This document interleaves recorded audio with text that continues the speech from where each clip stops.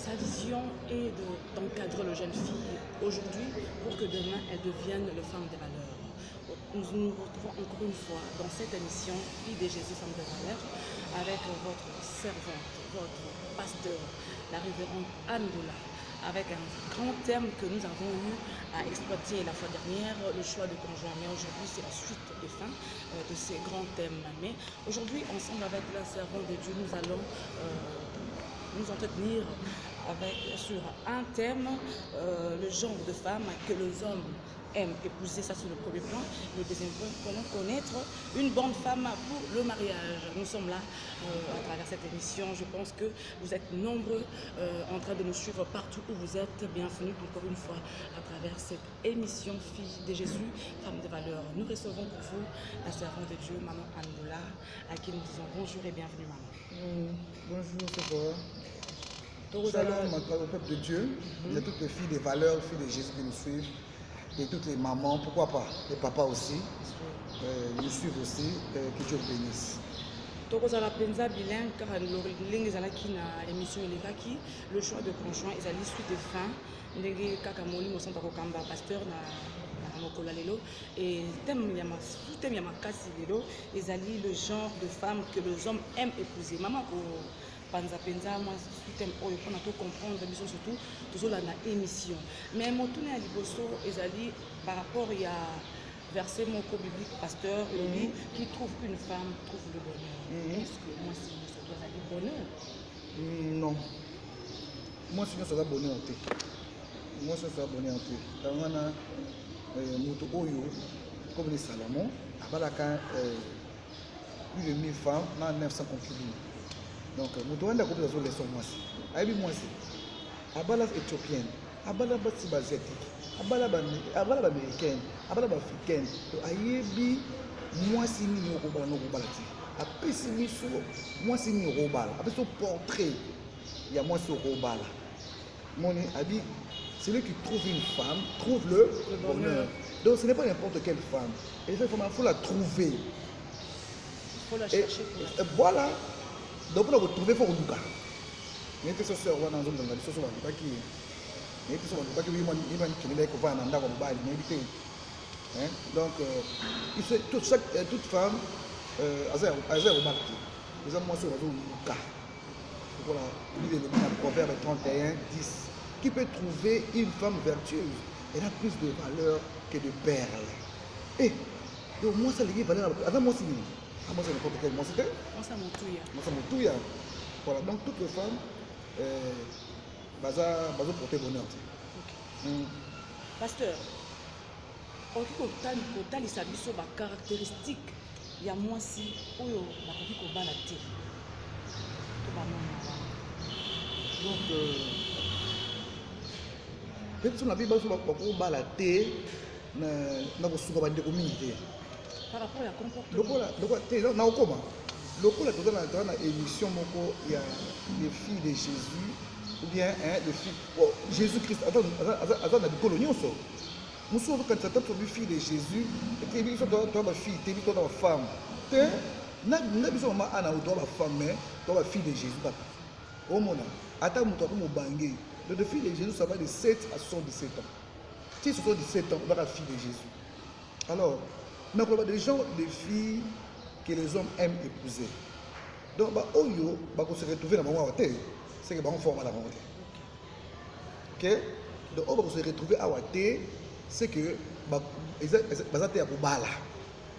Les frères, mon copain, ils sont bien. Si mon copain, si on a ma cam, on tout à Wate. C'est que vous avez combattu la terre. Première chose, elle est unique à son genre.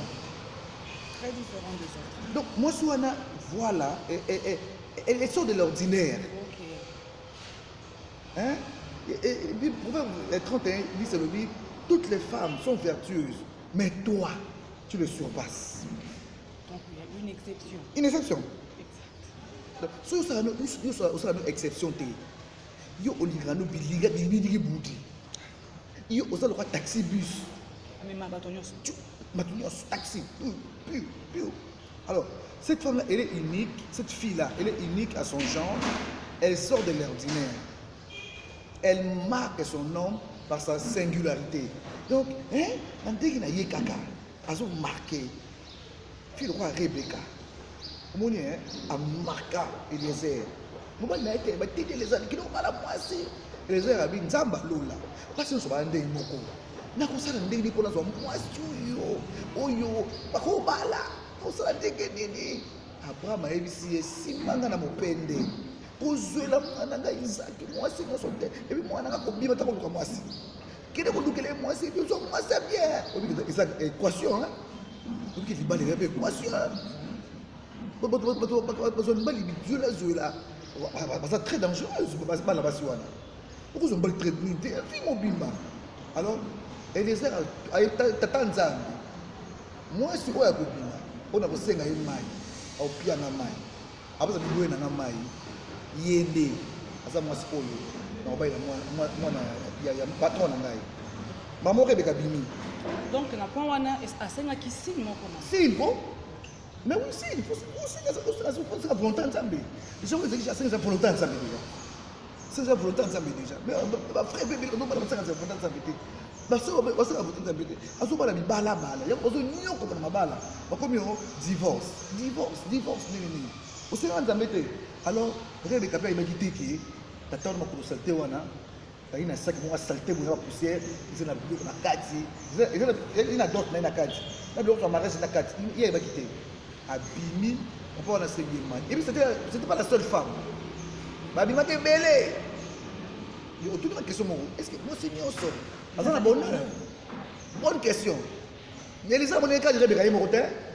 Basi maki bele papa et basi bakana ko metsa ko pousser maman e baki bele na pourquoi wana temps du soir alors Rebecca bimi a senge mai a melisi Eliezer mai a sukoli makolo Eliezer est pour mettre sa chamo ko chamo amena combien de litres 200 litres et na chamo moko et vous savez combien et puis chamo dans moko ma traîner j'ai je trouve que Rebecca fait là à 200 litres à quel médit chamona à zongi quel travail les heures à tel bibi et les heures à tel moi son dans ça musala c'est elle moi je suis dans ça balaté mais la femme qui est unique en son genre cette femme là elle est digne et elle connaît sa valeur ami yebi ami valeur naï ami soit nani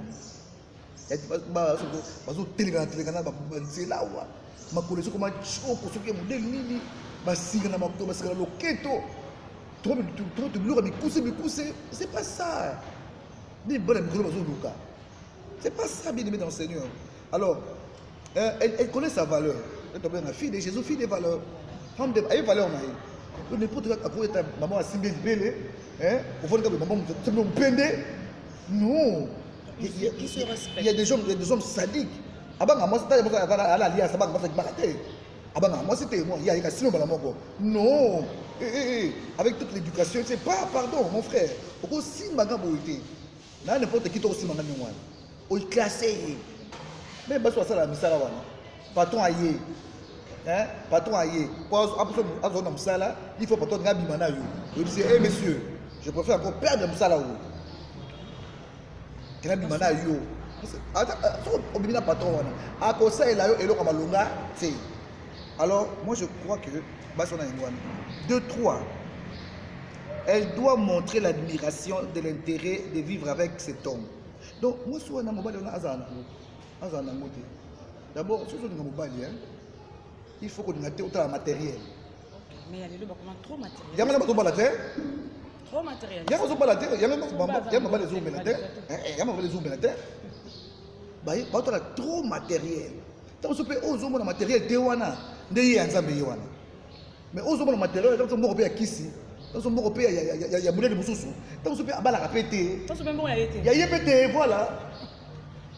Bon, puis il y a très là-bas sur moko, à trois bonnes ça n'a pas que chauffeur, baza batu batu. Mais ce wana, elle met tellement l'extravagance.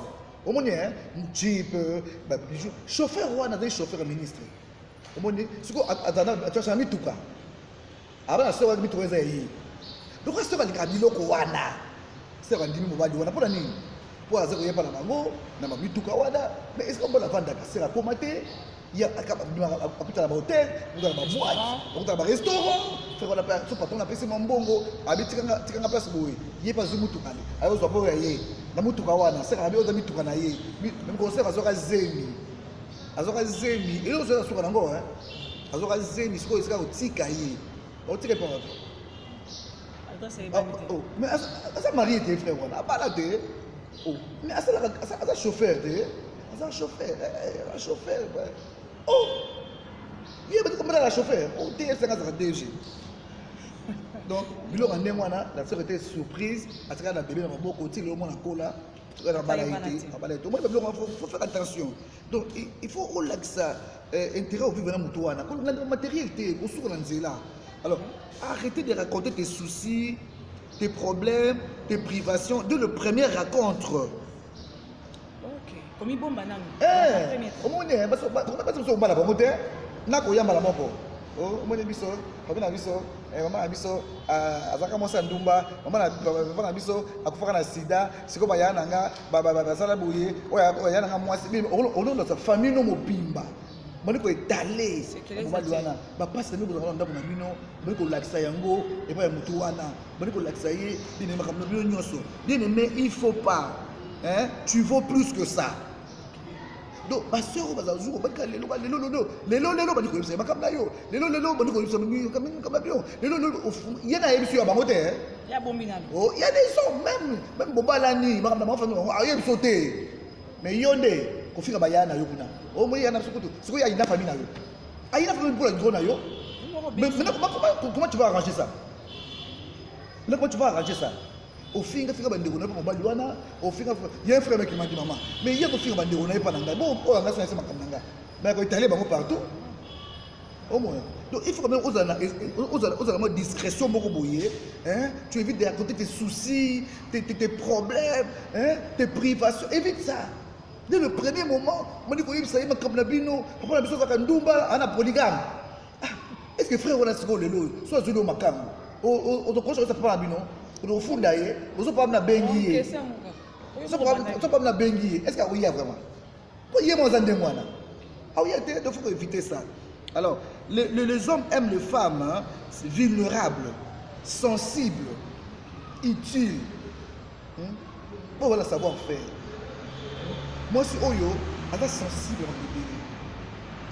na bébé basi bazoka mibali bala yo souci na yeboyebo occupé te etali kutu ye te etali kutu kele komi kufula yo moko okomikoleka makala wana yo moko ozosida wana yo moko yo ozosida wana yo moko mais il faut qu'il n'est pas sensible bala yebisenga balongolonga mosala nana mosala te nana problème etali yo donc tu n'as même pas de soucis à Moutouana, ma passe d'ailleurs tali kutuyote. Donc quand on a un bala moni mosa dengwana, a bala noyote. Donc de femmes qui sont utiles. Hein ma soeur, yo kosenga eleki. Toi tu n'apportes rien. Maman n'apprend les femmes qui sont utiles. Donc mais mangana. Hein. Mon activité naie. Et puis quoi apporter un plus na pas na foyer naie. Oui. Mais vous ne pouvez pas changer. C'est pas que maman a biso, parce que papa il a papa il est ngombe, il est sosote. Mais que moi c'est na musala mbali na musala. Moi c'est débrouiller, mobile peut débrouiller. Moi c'est teka et d'ailleurs c'est fort à ma fille. Nicolo bana ba sa banda. C'est pas maman. Olinga te ba sa banda ko Nicolo ba maman. Maman Anne. Na moi catégorie ya basi bon musuko nzo ane basi musuko ba profitera. Donc il y a sur les centavos. A diminuer valeur de base assistée. Voilà bandoki. Voilà bandoki. Oh mon hein, on a pas sa job. Et moi sa job. Donc on bande comme na pasi, comme na pasi na mawa, abi fi on bande na yo, finga nzambe pe kufa. Vous avez dit que bala mobali mususu. On a moi sa ndoki. Au quand tu vas aller bosser dans le bali wana, il t'a quand même fait du bien. Il a quand même fait du bien. Au mon hein, à celle qu'on bien, à balakio, à l'eau la célibat, au bali wana. À comme ça au maman mo wa au maman, pour dans bali wana. Après ça honneur. Il doit être qui wele. Bitambola bala. on respecter. Même attends de l'autre côté, on te doit du respect, même madame. J'ai dit à une soeur, maman a divorcé, on va lui dire que ma soeur, Keba, on va lui dire que après poser la carte d'andako.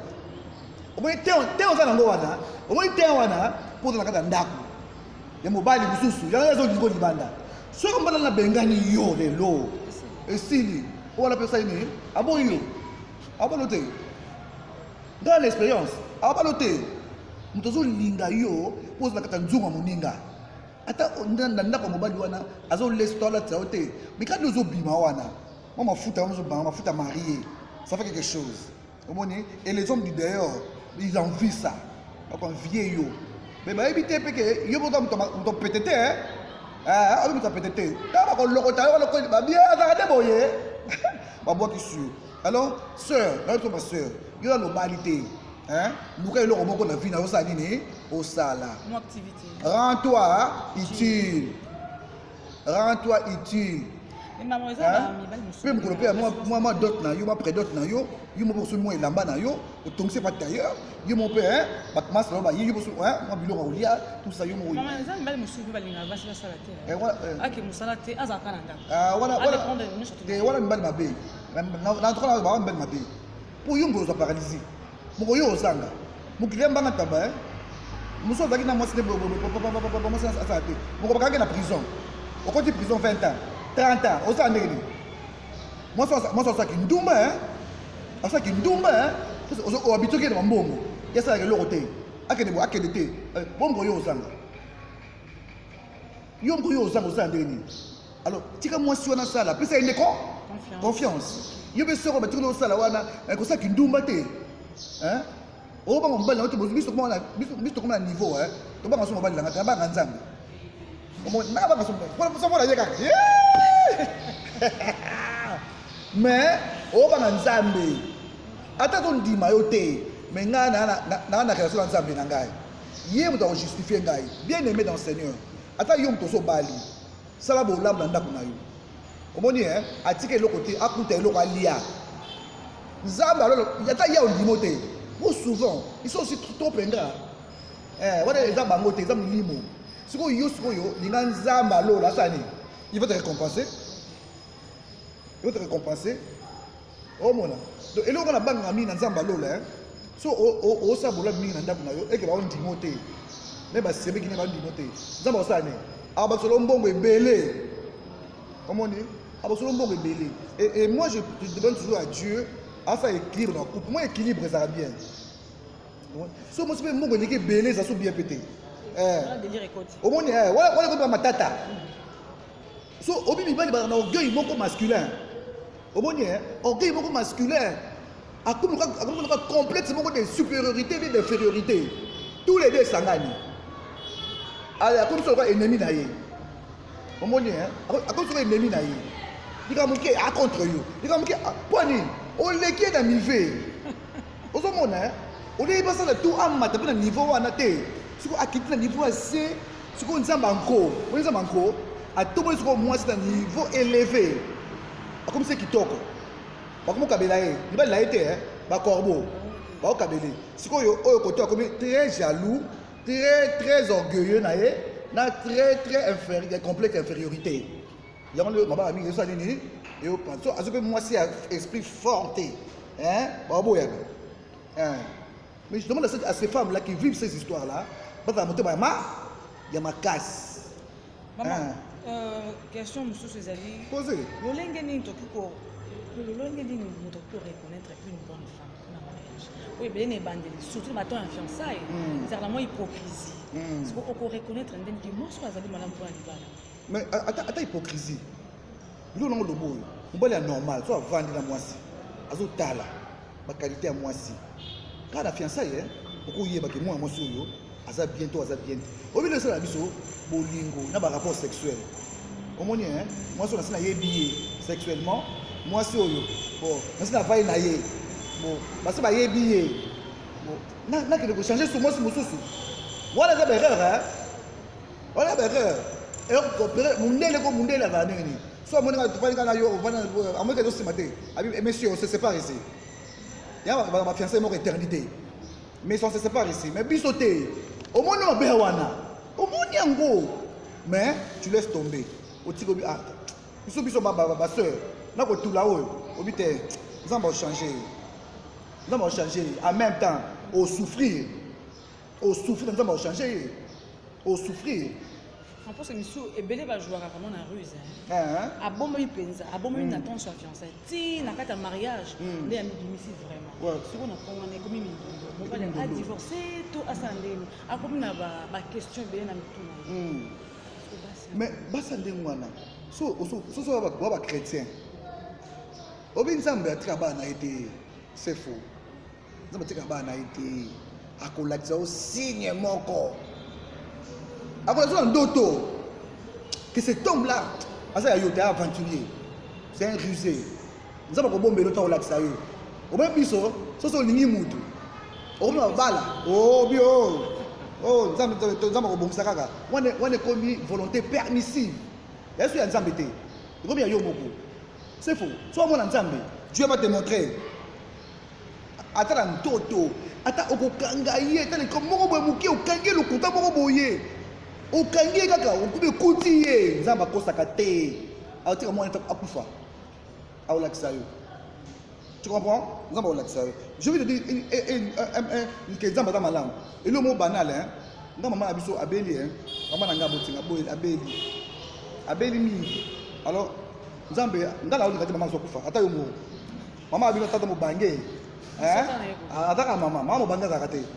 Donc na biso exemple mo ko so nzamba lobaka. Umoni? Alors, nous avons tout prière, tout ça, na maman. Tout ça, maman benga, maman na yaka. Zamba singa ote robonda maman bino. Ote robonda pona ye, aozoaye. Avec le paiement. Ba prière na yo et o kangaye. Ko ça une alliance. Moyen zoyer et yo zo dans le respect. Moyen zoyer exacté. Parce que la prière na yo, donc ça dans une alliance. À cause de ma bino, ça va commencer mbala mabe. Non, ça le comme bête. Ah on mbala mabe. Obi ke déranger ngai, ikamwango, alobi non, zamba bisana on se préparer. Prépare-toi hein pour avoir ma bino. Pour avoir zoyer à surprendre yoté. Donc on a déjà prévenu. Na qui prévenu? Et qui soit Béli, Babéinda. On a prié comme avant qu'on, n'a pas prié comme avant sauter. On a dit que ta volonté soit faite. Ta volonté soit faite. Rien n'a changé. Si nous faisons, à ce qu'il n'a pas pété. Au monde, nous avons déjà préparé. Mais ne sais pas dire qu'on a raté. On a paniqué. Mais on a préparé déjà. On a déjà. Il y a des gens qui ont chair. Maman est malade. On a côté la chair, on a kéma. Mais comment on a fait ça? Ok, naïe, nazoya.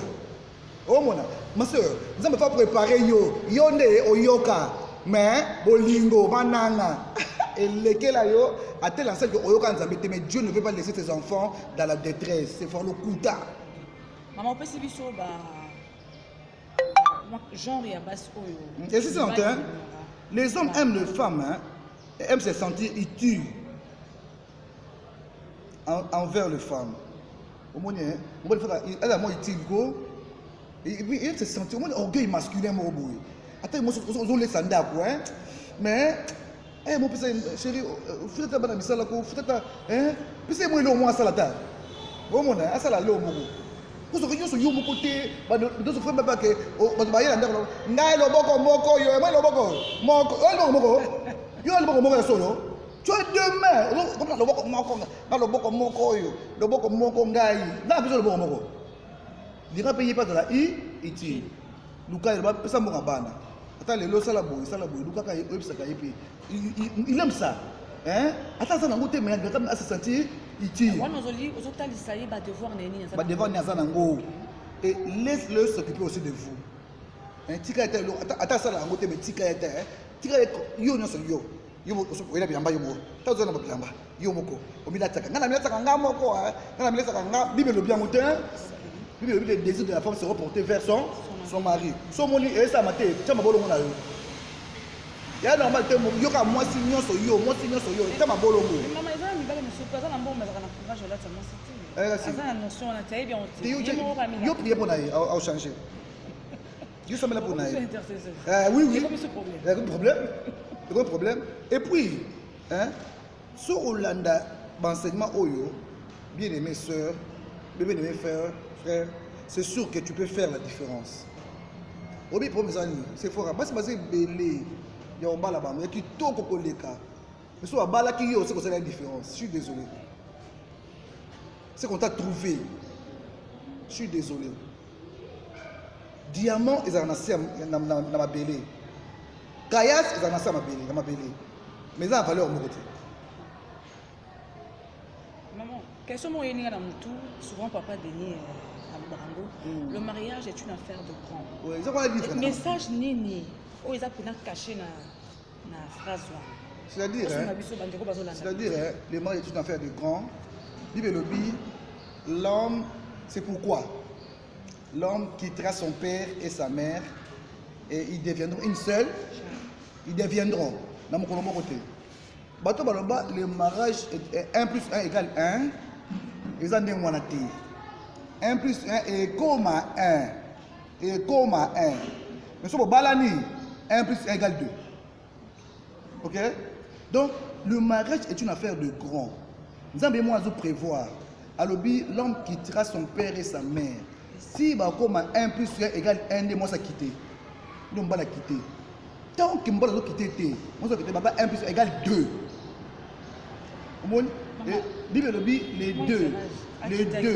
Les deux deviendront une seule chair. Ils ont les lotés. Dans deux, vous avez deux. À force de vivre par épreuve, par événement, que se supporter, que surmonter ma camo. Si vous commis, mon corps. Non, pas de 33 ans de mariage. Une forte expérience. Les 4 juillet, les 33 ans de mariage. Donc, si on est au Kokana, si on pas de la talinga, la talinga, avec maman boy du Cambo. Si on a talinga, la boy. Mais après 33 ans. Qui ça semble assez récent. Yeah. Après 50 ans de mariage. Pourquoi il me encore? Mais c'est pas facile. Il y a un contre-divorce. Parce que c'est un peu de donc, les mariages, c'est une affaire de grand. Donc, il faut que ça monter comme néné. À quel mariage? C'est un grand. C'est un grand. Le mariage n'est pas pour les petits enfants. On va couche là, nous. On va pampers, on met la biberon. Yo, on va la biberon, on met la biberon. Hein? Yo, frère, ok, mariage, on couche, pampers, on met les bouilles. Comme que maman a dit, papa a dit, ma grande sœur a dit. On va bébé. Donc, mariage, ils ont yoté, vanda, tika biso tranquille. Vous voyez, on maté, on va s'adapter, on se met en bas de la hauteur, attendre la caprice là, et c'est normal. Yo, tu n'as pas d'undou, yo, tu n'as pas Kassai, yo, tu n'as pas Luba, yo, tu n'as pas Équateur, yo, tu n'as pas Mongo. Caractère est un des mots de l'éducation peut être différente. L'éducation est différente. Yaya, moi, on est doté sur l'éducation européenne. Et ça, n'a pas Mongo, n'a pas européen, et ça, n'a Yosko Muluba, Demoulou, n'a pas de l'éducation, n'a pas Matamba, on est là, il y a la biso, et un des mots de Bango, le caractère na bango. Et un des numéros T, oya biso, et un des numéros T. Ce que vous écoutez, vous avez un tout bon, yaya. Vous avez un lélo. Il faut que se supporter. Il y a moi, rôle à papa, ma parrain, ma parent spirituel. Très important, il va à la bino. Soutem Oyo, pasteur Torolo Belango, na numéro prochain, le choix de parrain, poto comme Penza na sou. Amen. Yangona, bandero, bazo na biso, moi, c'est ton mobile frère. Sœur, pour non, tous les mesures à lever par rapport à l'urgence sanitaire où ils m'occupé donc chaque mercredi c'est encadrement de filles et de femmes de valeur quand maman lobby question réponse donc faire une conférence maman est disponible pour encadrer ma fille oh bah dire qu'on se prépare pour un mariage pour que l'homme pas comme ma femme de valeur.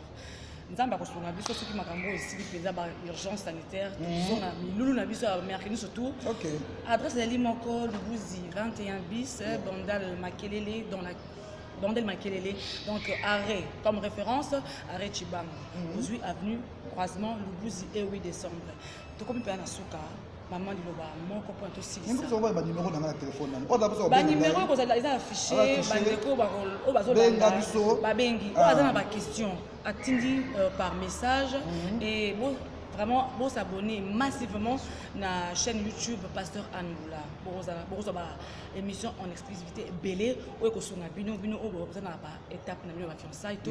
Dans un cas typé à mariage. Et donc il y a la moi moqué. Ils ont une gala kasi. Vraiment bino nous aux cas à ma bala pasteur. Ma soeur, merci. Je vais donner un conseil à ma fille. Il y a une fille qui me suit. Qui sont les filles qui sont prêtes pour le mariage. Hein? C'est les filles déjà qui sont prêtes pour le mariage. Hein? On est prêtes pour le mariage. Bien aimé, ne te trompe jamais. Hein, ma fille? Ne te trompe jamais. Tu n'as pas encore pris si tu n'as pas encore pris la décision, c'est le moment de réfléchir. Tu n'es pas encore marié, réfléchis bien. N'attends pas que tu sois dans le mariage pour un combat spirituel à répétition. Ok? Sur le moment tu as encore le temps, bien aimé dans le Seigneur. Réfléchis bien, ma fille. Prends une bonne décision, ma fille. Consulte les concepteurs du mariage qui est Jésus-Christ. Ma fille, sache que tu n'as plus droit à l'erreur. Parce qu'il y a une catégorie d'hommes qu'on ne peut jamais épouser. Tu dois souffrir toute ta vie. Sinon, tu vas divorcer. C'est un conseil que je vous donne humblement. Prends le temps, ma fille. Prends le temps. Réfléchis bien avant de prendre la décision. Soit décision. Est-ce que tout le monde est ça m'a donné nini? Mukolo liba les anzambi. Mukolo liba les ayesu. Abongisa masanga na mariage oyo ezaki ya kufa déjà. Tout na ye ako expliquer yo. Yemta kela ki ayebi ndenge ni ezalaka. Kene pas na ye bien aimé. Tout na ye ako expliquer yo ndenge ezalaka. En fait que tu sois heureux sur terre et on va ba na yo. Même si masanga zangi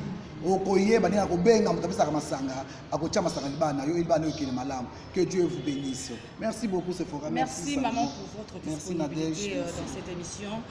La dernière phrase de la servante de Dieu, prends le temps et prie Dieu pour une réputation. On se retrouve au prochain numéro. Que Dieu vous bénisse. Restez branchés à cette chaîne YouTube Pasteur Angoula. On se retrouve prochainement.